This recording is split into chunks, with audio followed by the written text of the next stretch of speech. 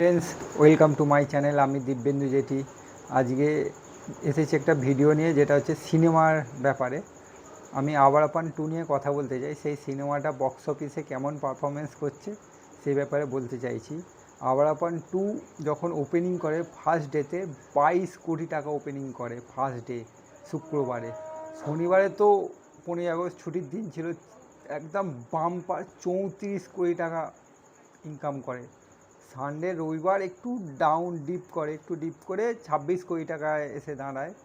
আর সোমবারে কালকে working day ছিল, তাই সিনেমাটা 9 কোটি টাকা বিজনেস করে।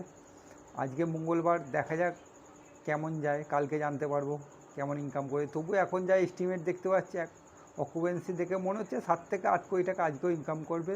সিনেমাটা অলরেডি 4 দিনে 92 কোটি টাকা ইনকাম করেছে। সিনেমার বাজেট হচ্ছে 45 করোড়, 45 কোটি টাকা। আর সিনেমাটা অলরেডি 92 কোটি টাকা ইনকাম করেই ফেলেছে। সিনেমাটা অলরেডি প্রায় ব্লকবাস্টার হতেই চলেছে।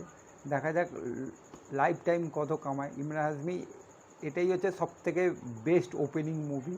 ওর লাইফ টাইমে যতগুলো সিনেমা বানিয়েছে, এটা হচ্ছে সবথেকে বাম্পার ওপেনিং। আর এটাই হচ্ছে সবথেকে highest grossing movie.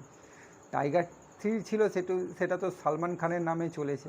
Imran হাশমির solo হিসাবে এটা হচ্ছে সবথেকে বেস্ট মুভি। Thank you.